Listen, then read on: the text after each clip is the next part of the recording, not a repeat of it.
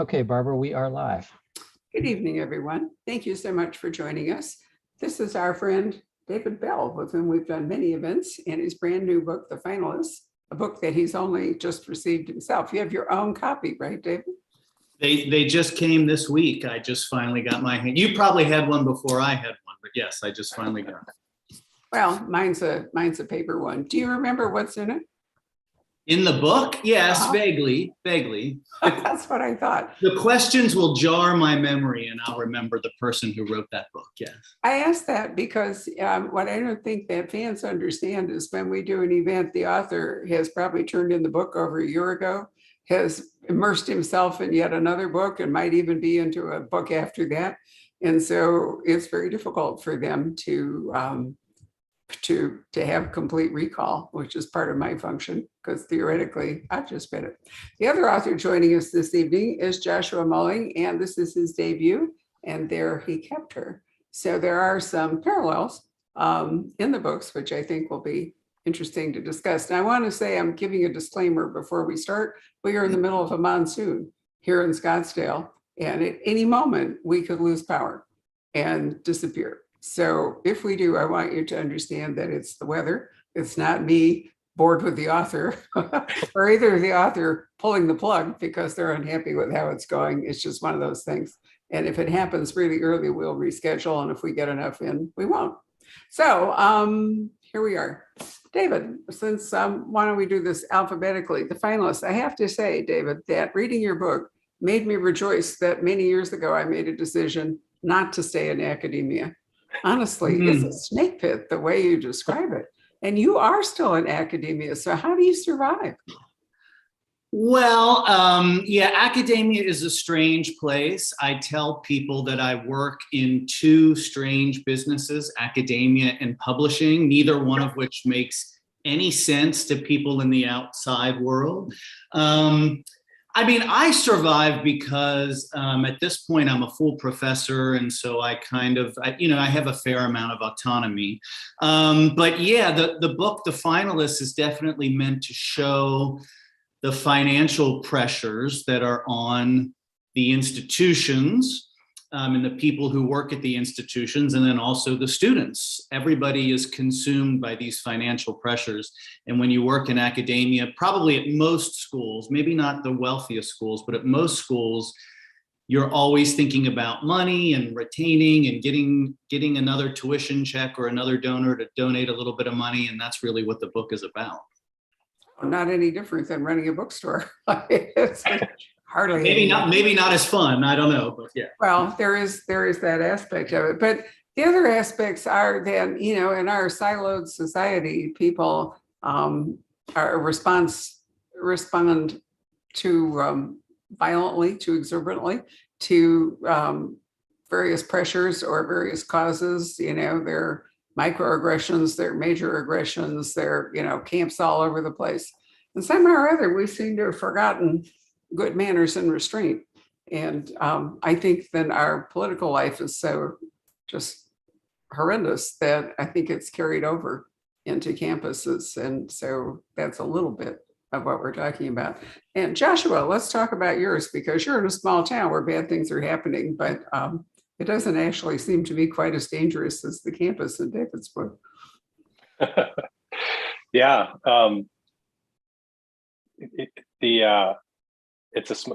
I set this book in a small town. I'm really kind of drawn to small towns because they're great settings for people with secrets.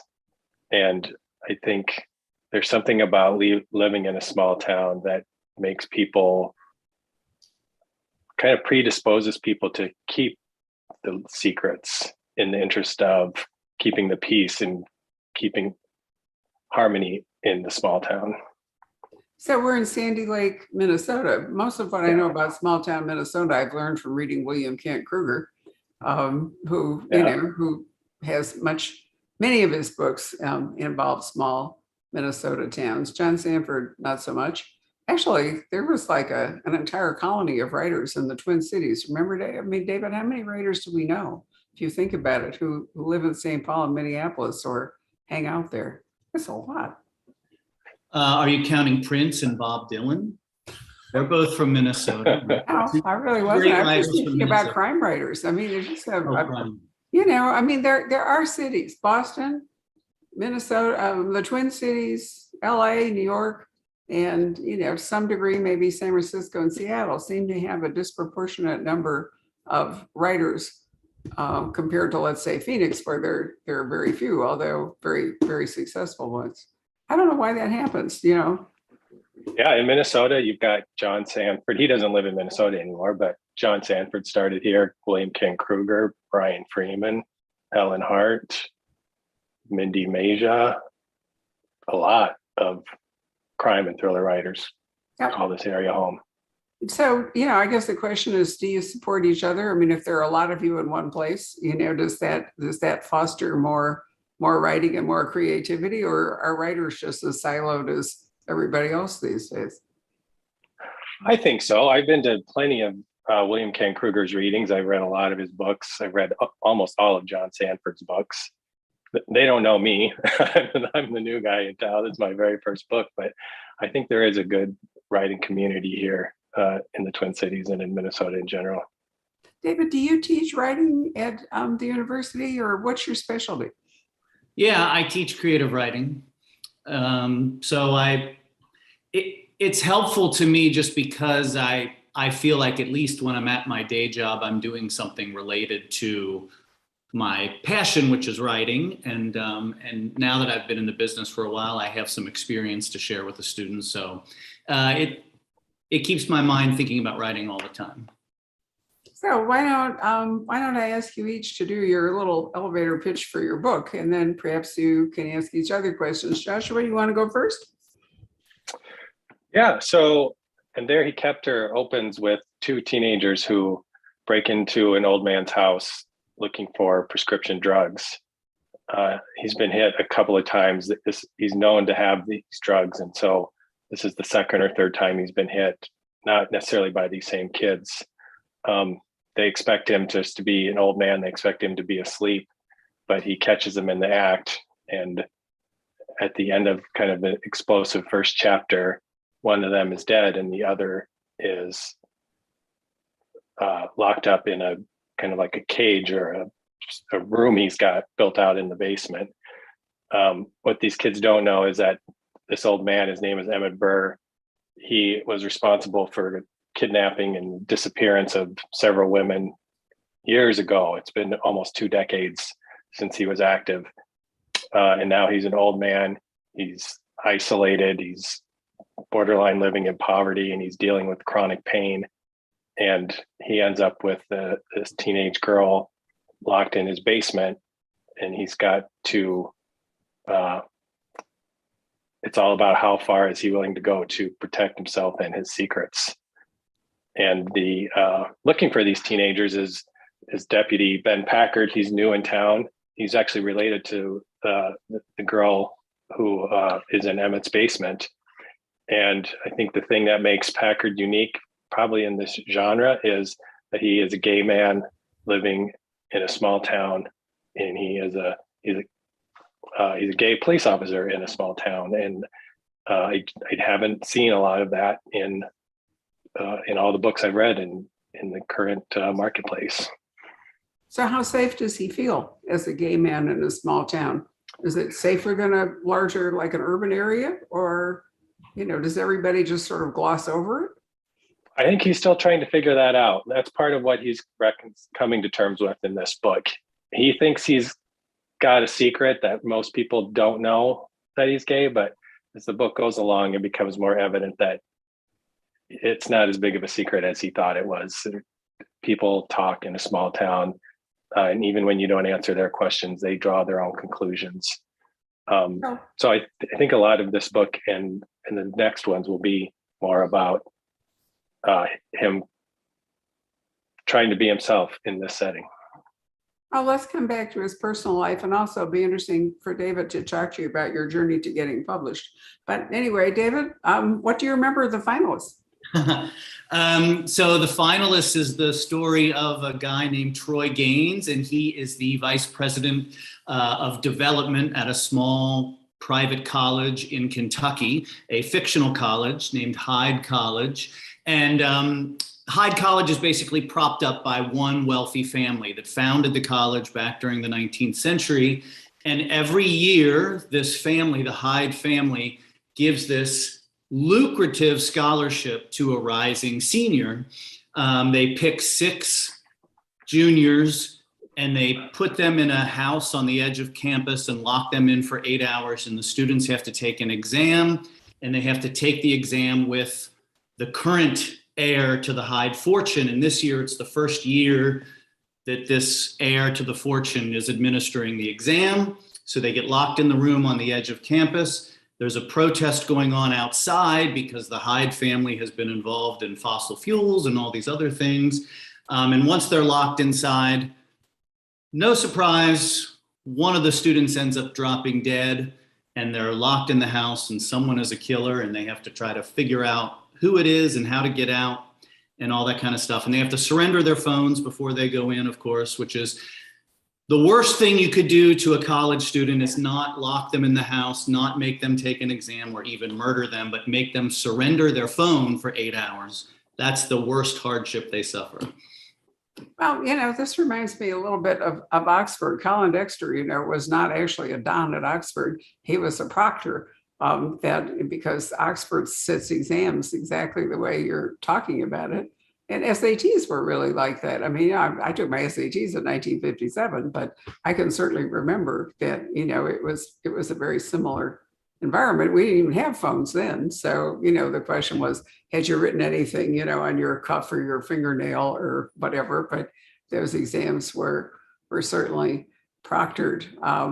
And I think I was thinking so much about, because when I went to Stanford in 1958, things were fairly calm. When I left after my graduate degree to go to another graduate degree at Northwestern, Berkeley was like insane, in 62 and 63. I mean, I remember demonstrating against UAC in 1960 and being washed down the steps of the courthouse in San Francisco with fire hoses, and my father was furious with me. But what Berkeley was like in the early 60s with the Vietnam War. And it seems to me that we've come around to that again. But what we have are disparate causes more than we have, like, everybody against the war. Now you've got people with like special interest group protests. It could be the climate deniers, or it could be this or that. Am I wrong on that? Is there enough cohesion that the protests tend to be inclusive? Yeah, that's a really interesting question. I mean, there doesn't seem to be a big unifying issue like the war. I mean, I was in college when the first Gulf War happened, and there were protests about that. So that seemed like a unifying thing.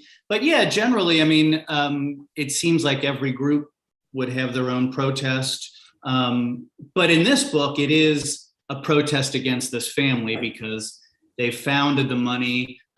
You find out some secrets about the founder of the college, who's been dead for 150 years.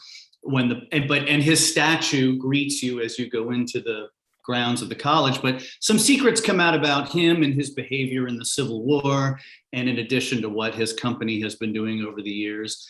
So those are all things that tend to get today's college students fired up to go out and protest. You might have enjoyed, you could still enjoy it because it's up on our Facebook and YouTube pages. We did an event Monday night with Professor Richard White from Stanford, now Professor Emeritus, and probably he wouldn't have written this book until he was securely an emeritus. But basically, the title of the book is Who Killed Jane Stanford? And he makes the case, I mean, there were rumors about it when I was an undergraduate, that Mrs. Stanford, who when her husband died, had the funding that created Stanford University, was about to destroy it. She did all kinds of turns. She didn't want women there. She got, hyper worried about male students being distracted by sexuality. I mean, we had rules when I was there. We had a 10 o'clock curfew. We had to wear dresses on campus. I mean, this was 1958. She'd been dead for a long time. But anyway, the thesis of the book is that it was in the interests of the university, the early administrators and so forth, to kill her before she destroyed the university. And he actually proves his case, which I find completely fascinating. So I got a group of Stanford alumni authors like me together, and we did this event. And so I found that your discussion of, Hyde and the funding and on all of that reminded me very much of how people get, acquire an interest in keeping an institution going. And if it's in the control of some one or two people with all the money, then that person can actually become a target, can become a real problem. And so I found your scenario completely believable. Yeah, without giving too much away, that question does come up in the book of whether the college administrator is the one who wants to knock the donor off because the current person who controls the Hyde fortune is unreliable. He's got a little bit of a drinking problem. He's kind of a loose cannon. So maybe the university wants him to go away and pass it on to the next member of the family.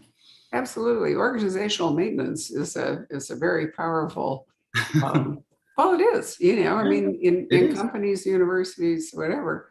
I was really proud of Richard White for actually writing the book, because I think it's been something that people have wondered about for such a long time. Fascinating. So Joshua, one of the things I thought was really interesting about your book is that your guy is dealing with grief. He has lost his husband, and he's come back to Sandy Lake, this little town, in an effort to kind of survive, but he's not even firing on all cylinders because he's so swamped with grief for his husband. I used to say partner, but now I should say husband. Is that right? Yeah, they weren't actually married, and they were still actually trying to figure out their relationship. So he was dating another police officer in the Twin Cities. They were both cops, and they've been together for about a year, and were still kind of figuring out what exactly it was that they were doing when this other man was killed on the job. And so after he dies, Packard realizes that he finds out that he's this guy's beneficiary, and for all of his insurance stuff and his estate, and to Packard, he wasn't as sure. He was still figuring out what the relationship meant to him at the time when he was killed. And so he feels terrible that maybe they weren't on the same level when this guy was still alive and they hadn't talked about it. And so, but he is very much dealing with grief, and it's really affecting his job and his happiness in the city. And rather than kind of confronting these things head on, he heads up north to this small town where he grew up. He has a family connection. That family used to have a cabin in this small town. And I think I mentioned in the book that he takes the geography cure, like they talk about in recovery circles. All my problems will be different, or I can leave them all behind if I just pick up and move and start over somewhere else. And he finds out that doesn't actually work that way. Well, that's true. But the flaw in his thinking here is that he isn't starting over in an unknown place. He's actually gone back to a place, so he's compounded his problem in a way rather than escaped it, hasn't he? Yeah. He's drawn to this place because of the history. It reminds him of better times in his life, but it also has, it's also another source of grief, because when he was a child, he had an older brother who disappeared during the family holiday in this small town. He was presumed to be drowned in a snowmobile accident on a lake, but the body was never recovered. And so he's also got, not only is he dealing with the grief from his relationship, but coming back to this small town kind of picks the scab off of that terrible time that happened with his family. And he's kind of in a position to look into it now, even though that's really not the focus of this book. Okay, guys. Well, I've asked my major questions, so why don't I sit back, and David, why don't you talk to Joshua, and he can talk to you, and we'll see where we go. Well, the thing that I really enjoyed about the book was the complexity of the characters. I thought that as I read the book and I'm thinking about it as a writer, I'm thinking, okay, how are you going to pull off that you have this guy in the cabin who's committed these crimes in the past? You have these kids who are breaking into the cabin to steal drugs. you have this main character, the cop, who has these issues from his past, right? And so somehow you manage to give all these characters this complexity, and yet we understand and can relate to all the characters. That, to me, that was the thing. And I'm just wondering how you approached giving all these characters, even characters who were doing things that were not necessarily that ethical or wonderful, we understood them and related to them in some way. That was the thing that stuck out to me. Yeah, thanks. Yeah, this isn't a whodunit. You know from the beginning where the kids are, who's got them.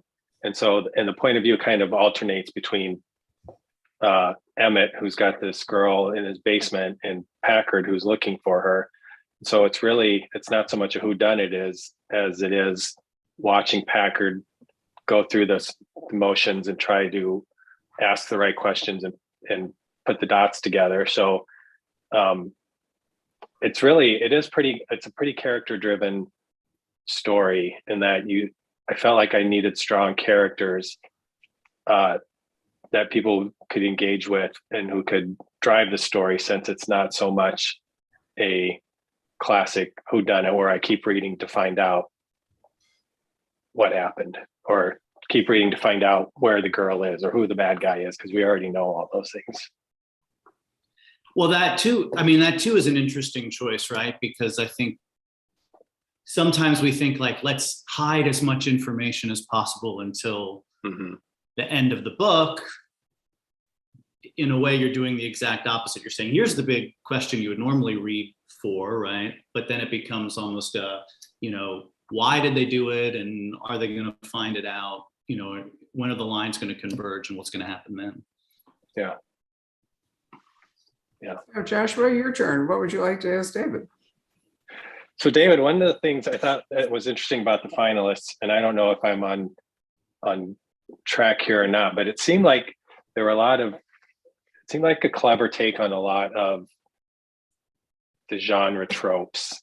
This book is a little bit manor house mystery. It's a little bit locked room. It's a little bit, remote island where everybody's in one place and can't leave, and they're being picked off one at a time. It's dark academia. Were you kind of trying to play with those ideas as you were writing this, or did it just kind of come off that way? Well, it makes me sound really smart to think that I was doing all those things consciously, but I don't think I was. No, what happened is, like Barbara said, I'm a college professor. I had not really written a book set on a college campus until my last book, Kill All Your Darlings, which was set on a college campus.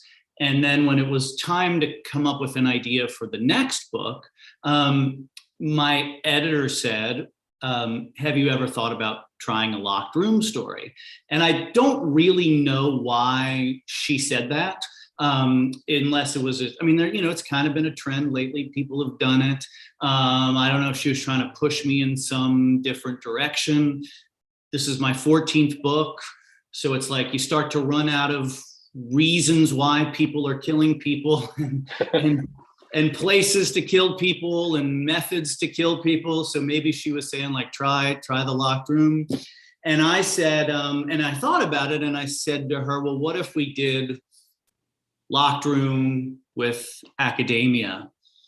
And the answer was yes. So that's how that all started. And then after that, I just really drew on a couple of big experiences in my life. My previous teaching job was at a little tiny private college in North Carolina called St. Andrews. It was then called St. Andrews Presbyterian College. It's now called St. Andrews College. But it was a little tiny private college in the middle of nowhere in North Carolina, with like 800 students, and the school was always having financial trouble. And so I understood being at that school what it was like to try to get donors to give money for something, to try to get students to stick around to pay tuition, because you weren't getting subsidies from the state or anything like that. So I had that whole experience of being at this isolated little college where it was just full of eccentrics and donors who were eccentrics. And every once in a while you'd get dragged along to like, hey, this Sunday we're going to go to see this donor, and you better be on your best behavior and get out. So it was that whole experience from the administrator side. And then the students, the 6 students who are locked in the house, all have this intense financial need. And we all know that college debt is a big issue, and people coming out of college with lots of debt. And even though I graduated from college 1,000 years ago, I had college debt when I finished college that took me years to pay off. I did pay it off, but it took me years to pay off.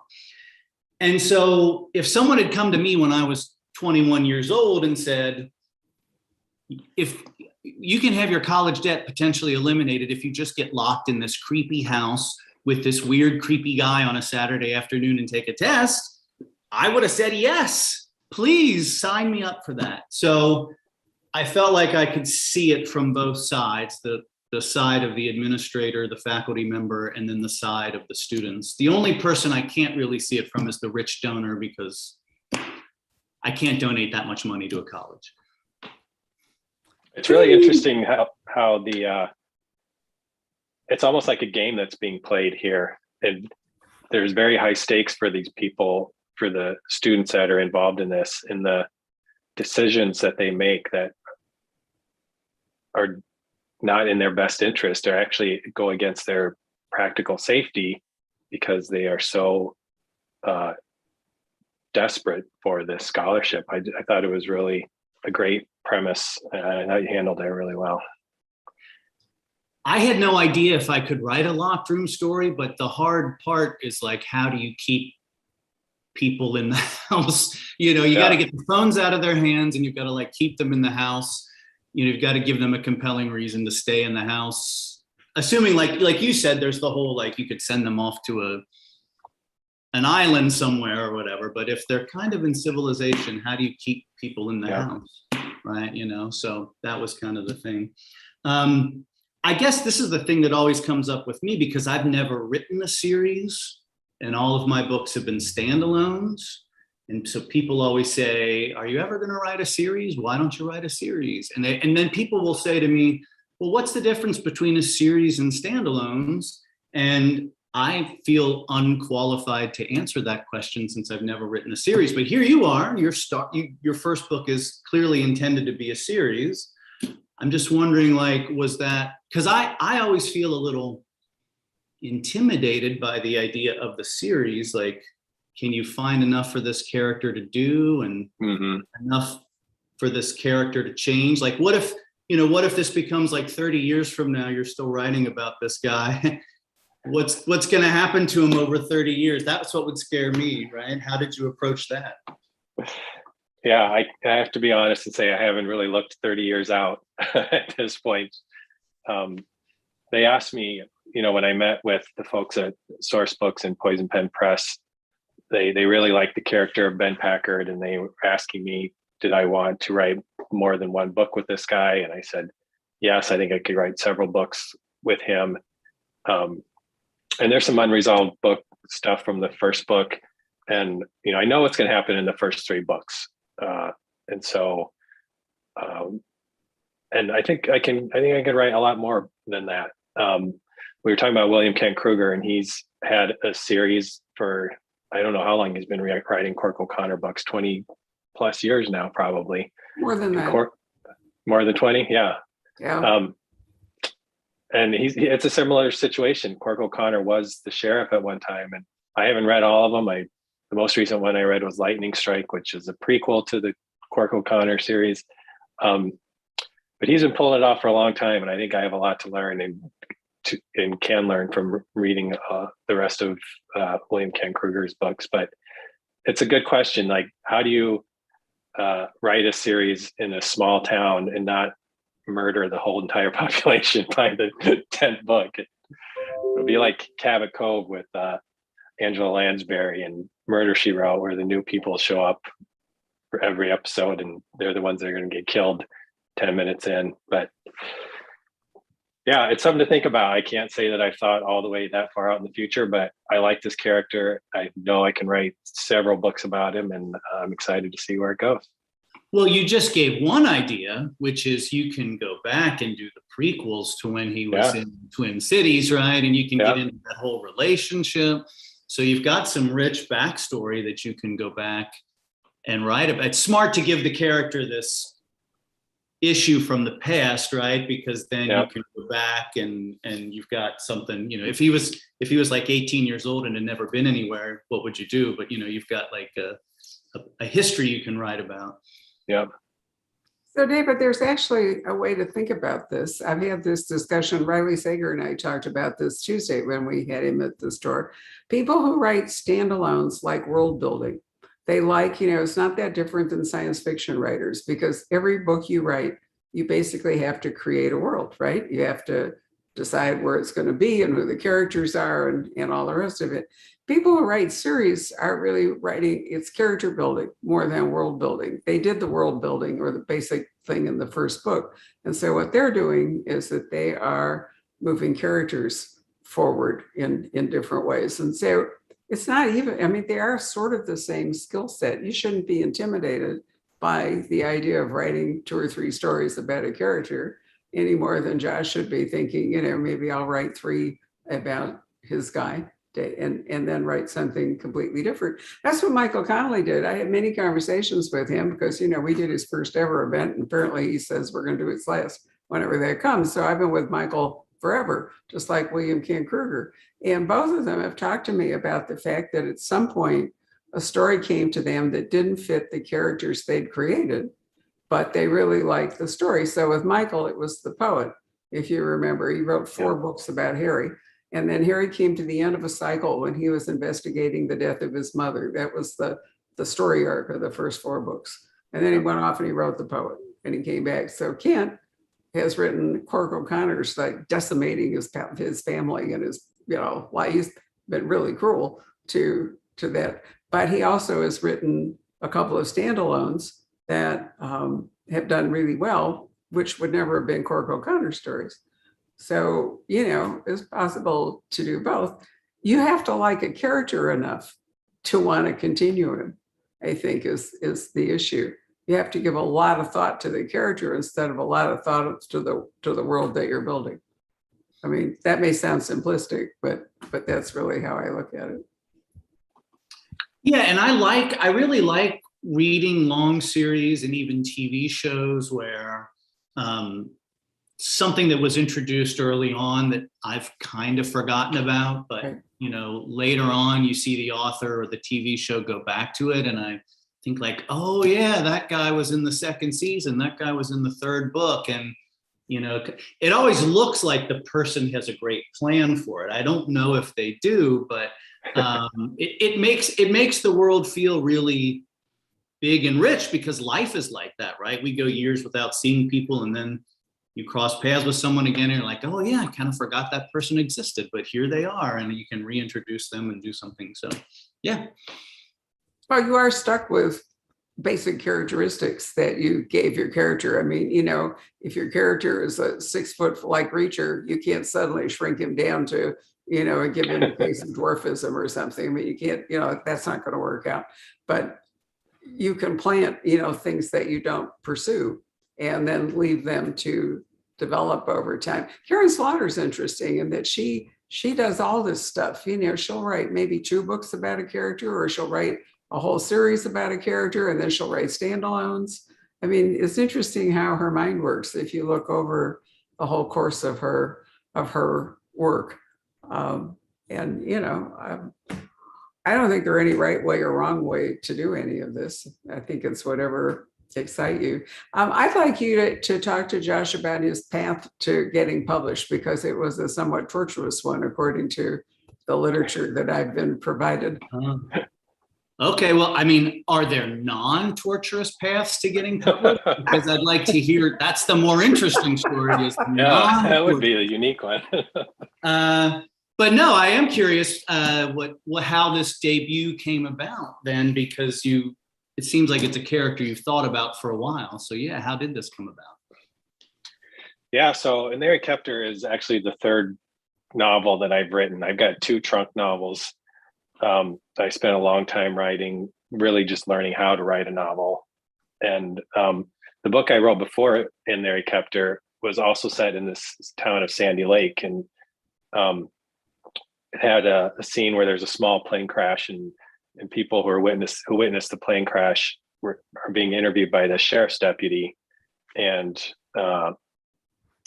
later, the main character, and he's telling his friend about being interviewed by the sheriff's deputy, and they have a conversation about him being gay, pretty crude terms. And then the rest of the novel goes on. The sheriff's deputy had no role in the story. I have no idea why he was gay, except for to be the butt of this joke with this conversation that they're having. So I sent that book out to agents, and 4 or 5 of them read the whole thing, and they all said, it's good, but it's got major problems. And at that point, I was done with that book. I didn't know how to figure out how to fix the problems of it. And but I kept thinking about this deputy, and I kept thinking about what would it be like to be a gay cop in a small rural town. And I kind of liked the setting that I'd come up with. So I plucked him out of that book, and I just wrote a whole nother book with him as the main character to figure out what his life was like, where he came from, what his secrets were. One of the agents who read the second book, who passed on it, said, I want to see what you write next. So I came back to her several years later and showed it to her, and she signed me up. I thought the hard work was done getting an agent. I was like, all right, I got an agent. Let's print it, pack, and ship it. We're moving on to the next thing. I didn't realize how torturous the submission process was. Then once she does her job and goes from publishing house to publishing house and editor to editor, and they tell you how much they love your book, but all the things that they would like to see differently, and then you spend 3 months rewriting it, and then they just walk away, and then you move on to the next publishing house and the next editor, and you spend 3 months rewriting your book to their exact specifications, and then you hear it's a pass. So that happened several times. And then Source Books came along, Poison Pen Press. And at that point, and I think those revisions helped. I mean, it really helped me tighten up the book. And there were some things that I added in the later revisions that I'm really happy about, and actually are some of the seeds that will go into the later books. So third time was the charm. But yeah, it was a long process, painful, exhausting, heartbreaking. But when you finally get the call and get the contract, it was amazing. Was this book on submission given when it was published? Was this on submission like pandemic time too? Was that? Oh, I'm trying to remember. Things were moving so slow then too, Yeah. Probably maybe part of it. It took 1.5 years for the book to come out. So I think we signed the contract. We were in the pandemic when I signed the contract, and then it was another 1.5 years until the book came out. Yeah. But that thing you just said about, that's kind of like the series, right? The little minor throwaway scene from the one book became the main character of the next book, right? But the same locale and everything. Yeah. Interesting. So as the professor of creative writing, David, what would you have done with a student like Joshua? Because he obviously was doing this on his own. You mean, what would I have told him? I would have said that sounds strangely non-torturous just to have written 2 books that didn't get published, I just always tell my students that I think sometimes with everything in our culture, there's an emphasis on talent, and maybe it comes from sports. Sports are so prominent, and we always think like great athletes are just so talented, and they are, but they're also usually really hardworking and persistent and determined and competitive and all that. And in a way, I think writing is the same thing. It's not necessarily just like, do you have this natural, you either have this talent or you don't have this talent. It's more just the persistence, right? Like writing the 3rd book after the first 2 were rejected. A lot of people, send the one thing out and it gets rejected, and they're like, well, that's it. I wasn't destined to be a writer. I don't have anything to say.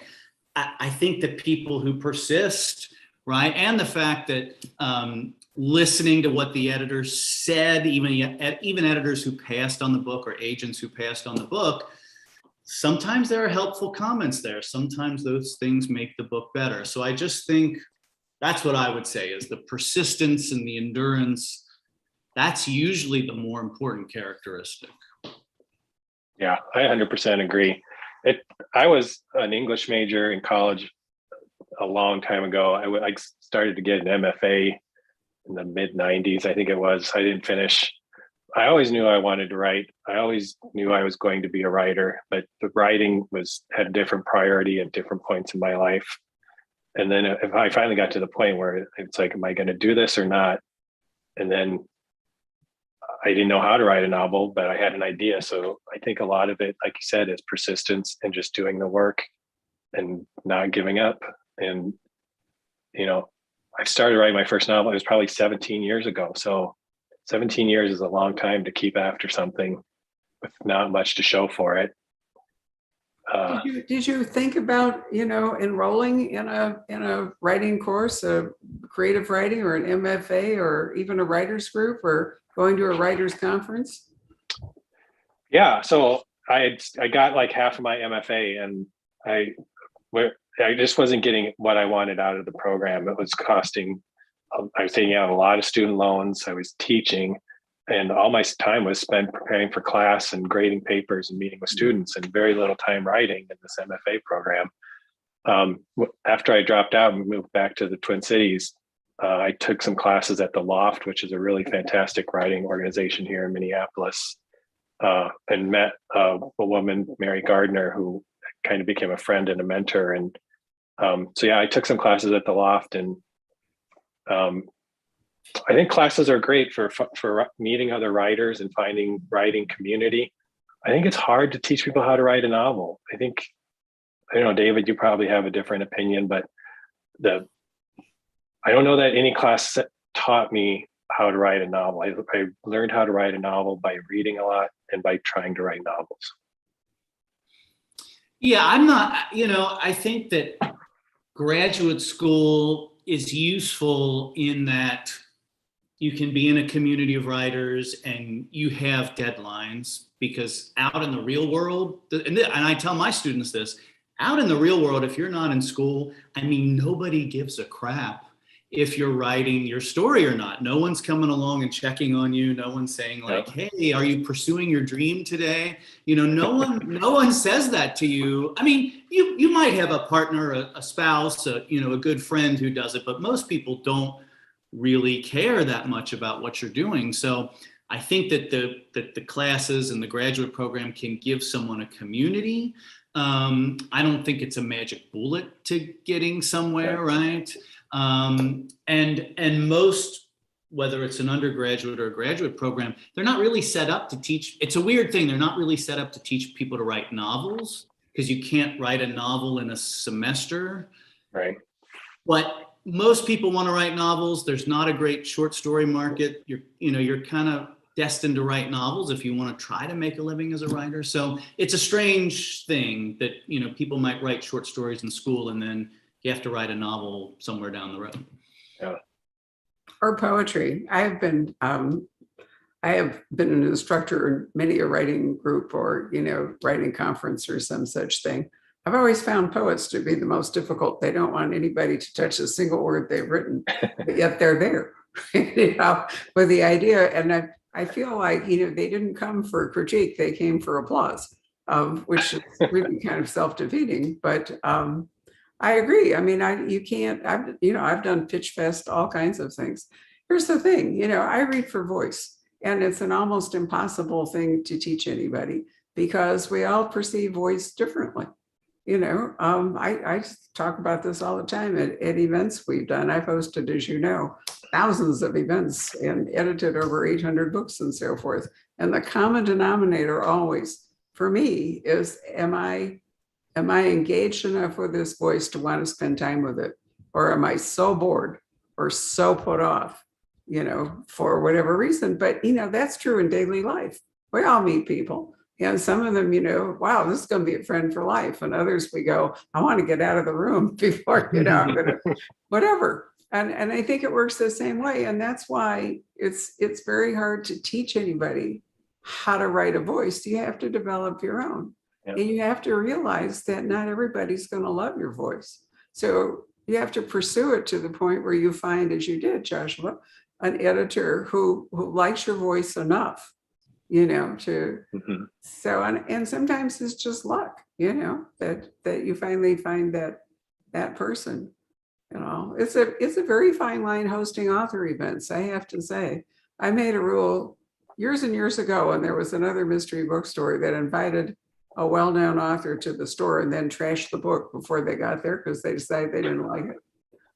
I thought that is so unbelievably not just rude, but unkind and also stupid, And so I decided, regardless of whether I like the book or not, I am never going to have that kind of public response to it. And there's a big difference. People who shopped with us for years, there's a big difference between my selling a book and letting a book sell itself. And people who are used to shopping with us can tell the difference.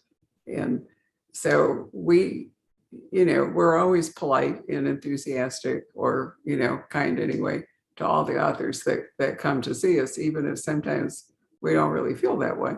But it's just good manners and so forth. I think editors can't afford that. Editors have to put their money on the line, whatever budget they've got, and invest in a voice where they really are committed. They're not just going to let a book sell itself. It doesn't work that way.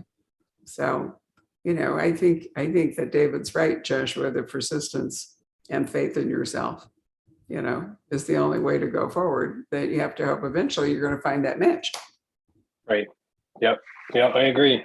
And I think that, as you also said, the writing community is super important too. It's really lonely work and isolating work, being a writer and a novelist. And I have a fantastic writing group that I'm part of. And we meet regularly and read each other's works and cheer each other on and knock each other down when we need to and build each other up. And having that honest feedback about your work and what's working and what's not is a really invaluable part of the process, I think. So do either you have David, I haven't asked you what you're working on. Joshua has already told us what he's working on next, but what are you working on? Well, I have my first young adult suspense novel is coming out in the fall with Source Books. Yep. She's gone. Isn't it funny? I just happened to have a copy of the book right here. It just randomly was here. But this is my first young adult suspense novel, and that's coming out on November 1st. So that's basically finished. And then next year, I've turned in the first version of my adult novel for Berkeley, which will be out next summer. And I'm working on the second young adult suspense novel right now. So how do you define young adult as compared to adult? What are you doing that's different? I noticed that you had written one, and that's why I wanted to ask you about this. The main thing for me is that the main character, the protagonist, has to be a teenager. So the main character in this book is a high school senior. His girlfriend has disappeared. He and his girlfriend were in a car accident on the night of their homecoming dance. And the main character, Hunter, wakes up in the hospital and he is told that they were in this accident. He has no memory of the accident and he has no memory of the dance. And he's told that his girlfriend, Chloe, has disappeared without a trace from the scene of the accident. She was in the car. There's a little bit of her blood in the car, but there's no sign of her. And naturally, he becomes the prime suspect in her disappearance, and he has to try to prove what happened. So it's that he's the protagonist, and he's a 17-year-old. And, you have to think about it's a first-person narration, so you have to think about it's not that I'm engaging with a lot of teenage slang, but, you have to make it the voice and the sensibility of a 17-year-old. I had to age it up for me because I have the sensibility of an 11-year-old. So I had to go up a little bit from where I actually am inside. But that's basically the idea. So are there, restrictions? Are there language restrictions or any guidelines that you have to meet if you're writing for a young adult world? Young adult deals pretty frankly with sex and drugs and all the things that kids encounter when they're in high school. I mean, my book is not like super graphic, but it's frank about the fact that these are two 17-year-olds in a relationship, and 17-year-olds like to do certain things when they're in a relationship. So all those things are happening, and cursing and all that stuff is there. So it's not really anything that, there aren't really huge descriptions. I mean, I would imagine most young adult books aren't graphically violent, but most mainstream books aren't that graphically violent anyway. So is it really the protagonist, the age of the protagonist and the interest that makes it young adult fiction rather than adult fiction? Yeah, I think so. Yeah. And I mean, I think that since it's like when we were growing up, there were books like Catcher in the Rye and Lord of the Flies that clearly, if they came along today, they would be young adult. But when they were just books, or by the time I was reading them in school, they transcended to being literature. But, you know, those are young adult books. That's really interesting. I've often wondered at the distinction. There are a lot of writers who that I know of who have written. Jim Rollins has written young adult books, you know, and I always wonder what the difference is. But I guess I hadn't really thought about it. Would largely be the character of the leading character, who that person is and what age they are, what interests they are, that would determine that. About that. So Patrick, you're the English major in this crew, along with come up and join us. And do you have any questions or comments you want to make yourself? Well, let me get to some of these questions from the audience online here. Okay. I like to say I'm a recovering English major. Yes. Mm-hmm. Let's see. Okay, so Vicky would like to know for both of you, what is the most challenging part of your writing process? I think it's coming up with the original idea every year, you know, of the thing, because with my editor every year, I would say like, well, what if we have a book where so-and-so does this? And then someone would come along and say, well, you know, you killed somebody with a shoe 3 books ago, so you can't do that again, right? That's always the thing, is finding the original setting, idea, concept.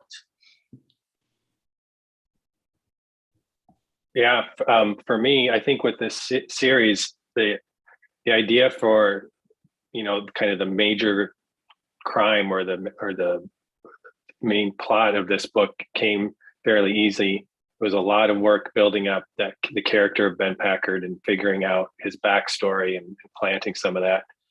The main crime for the second book, I had the idea for that, and that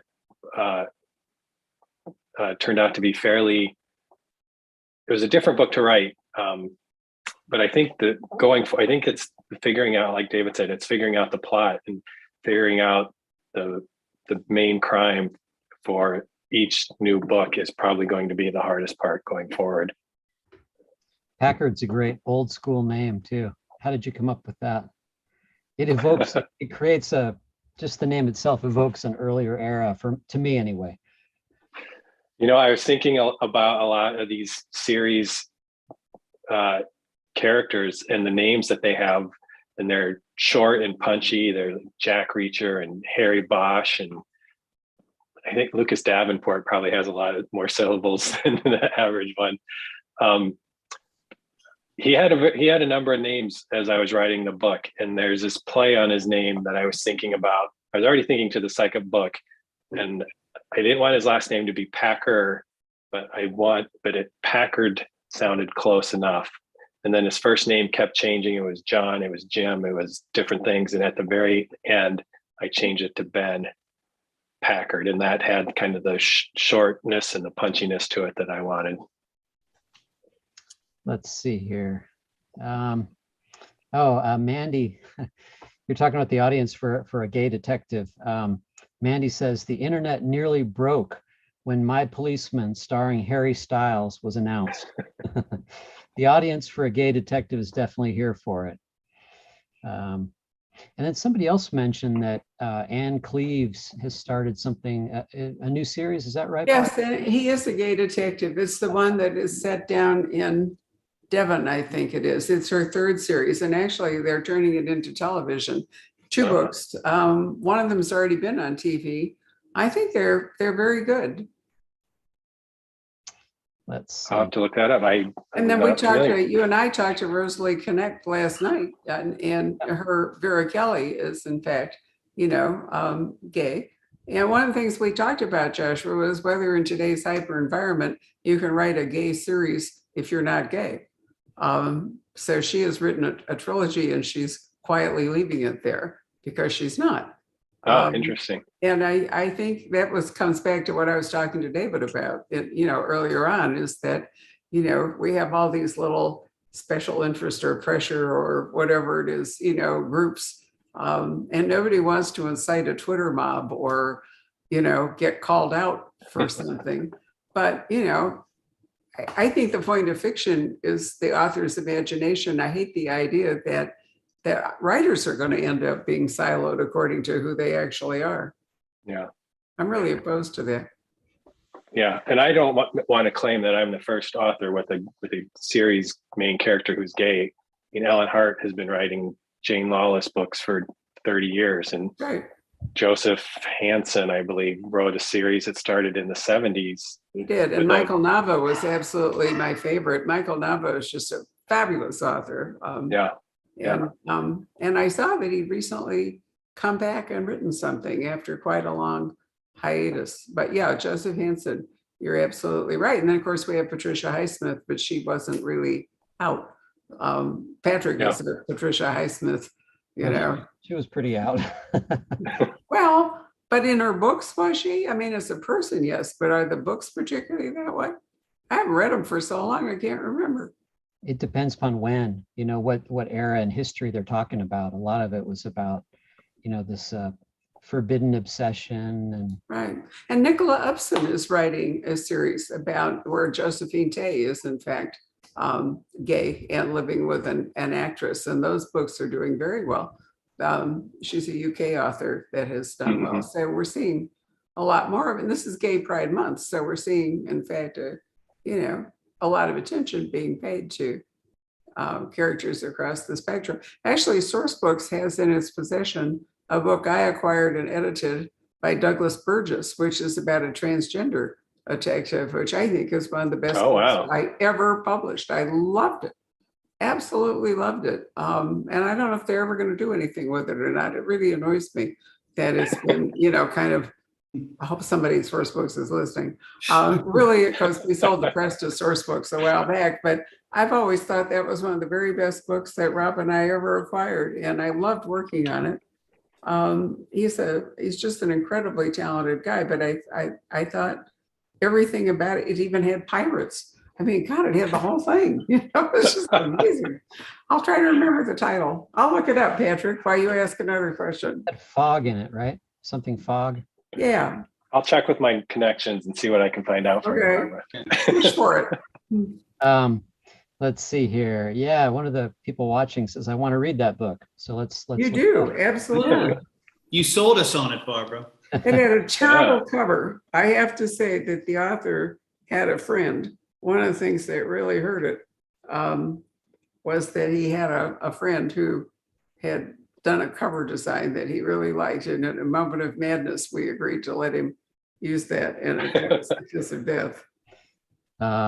Let's see here. Well, David, you've already talked about this a little bit, but that you've done standalones thus far. Any plans to try a series, or does that just not really interest you that much? It would interest me. Actually, the book that I have just turned into Berkeley for next year, which is right now called Try Not to Breathe. I don't know what the title's going to end up being. But the main character in that book is a former police officer who's been off the police force for a few years. And part of her journey through the book is kind of she's looking for her sister who's gone missing, kind of coming around at the end of the book to saying, maybe I want to be back in police work. So there's the door is a little open to that. So you never know. Maybe this conversation tonight will send me headlong into a series and we'll go from there. Another interesting writer, one of my favorites is T. Jefferson Parker. And, he's gone back and done kind of a bit of both. He's done these small groupings, small series, and then moves on to something else. Yeah. let's I see. found it. It's called Fogland Point by Douglas Fogland Point. Burgess. Fogland Point. That point. I'm telling you, it is amazing. And I'd really always wanted him. He had more to explore. But honestly, you both should get a copy. And if you can't find one, I'm sure I have a manuscript around somewhere. Just We'll super. have to tag him on this discussion when it's over. Probably cheer him up. Yeah. Let's see, Molly, it's going back to what you were talking about with MFA programs, both of you really. She says, so glad you're saying this, Joshua, about how classes, especially grad programs in creative writing, don't really help you learn to write a novel. Maybe that's debatable. I feel like the MFA is held up as something writers must do before they make it. But so many great writers never got a graduate degree. Amen. You know? Yeah. Both ways of looking at that. I think there's a lot to learn in an MFA program. Like David said, you're not going to write a novel in a semester, and they're not going to teach you how to write a novel or watch over your shoulder as you try to write a novel. There's a lot to learn about characterization and all the mechanics of writing a good story and what makes a good story a good story. But an MFA is not required to write a book. I finally kind of realized that. I like, this is costing me a lot of money, and I'm not really doing the writing that I want to do. And I think I can do that on my own. It might take me longer to figure it out, but that's the path I followed. It's good to see that, maybe I'm right, that, or maybe I'm wrong rather, that creative writing departments and universities are more receptive to genre fiction now. It seemed like for a long time, part of the gripe about MFA was that, you were taught how to write the quote, well-made story, the angst of the white Ivy League, professor guy, that style of story, the Richard Ford kind of. When I was going, it was all, everybody was writing Raymond Carver knockoffs in the late 80s, early 90s kind of thing. And, but not just the creative writing programs, but I understand that even the literary classes are starting to, bring some classics of crime fiction into the canon. Is that true, or is that wishful thinking? I think that is starting to change. I think that if you talk to today's students, they don't make those strict distinctions between literature and genre. I think they just consume things. They just read and watch movies and whatever, and they don't get too hung up on that. There are some uptight people in the academy who still make those distinctions, but I think the ice is starting to melt a little bit on that. That's great. Which is good. I agree with you. It's good. Right. Let's see. Anybody else here?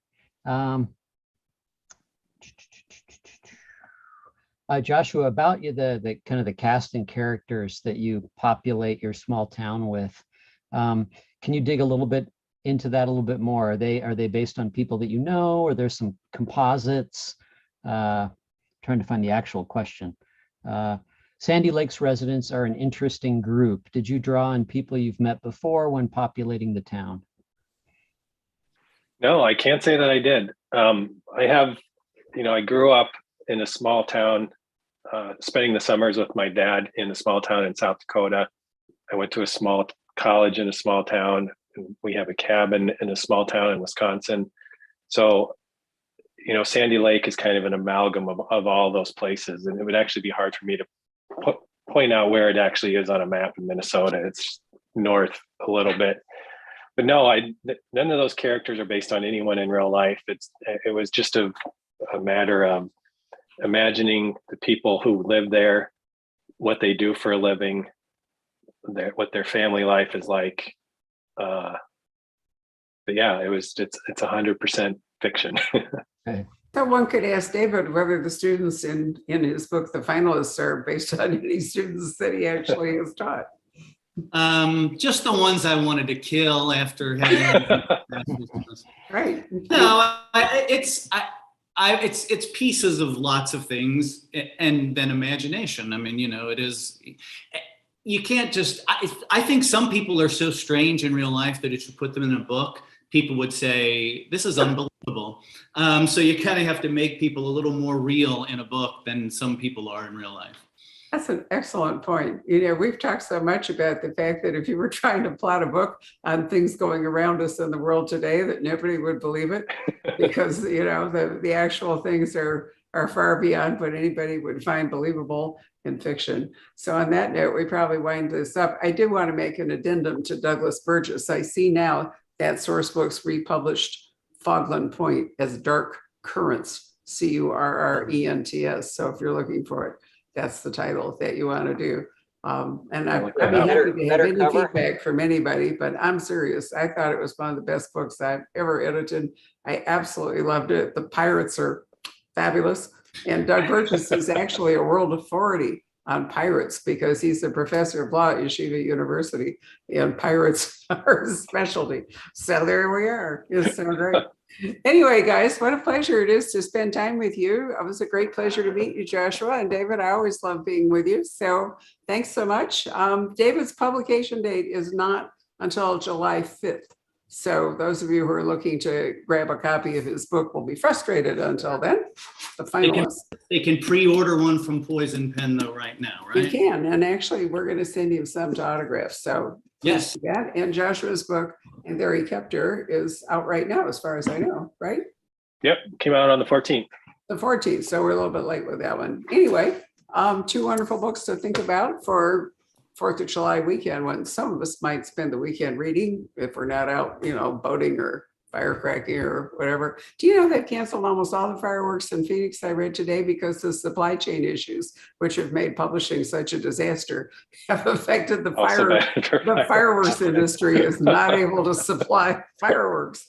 So I'm telling you. Be a lot of happy dogs. I know, that's true. It's a very strange world. There is never Anyway, a shortage in everybody. Kentucky. There's never Sorry? a shortage in Kentucky. You can always get your fireworks in Kentucky. Oh, yeah? Well, Yeah. Priority straight. maybe right? we'll send a runner to Kentucky. I All like the right. idea. Anyway, good night, everybody. Thanks so much. Thanks, for Barbara. joining us. Thanks. Bye. Bye, David. Bye. Nice meeting you.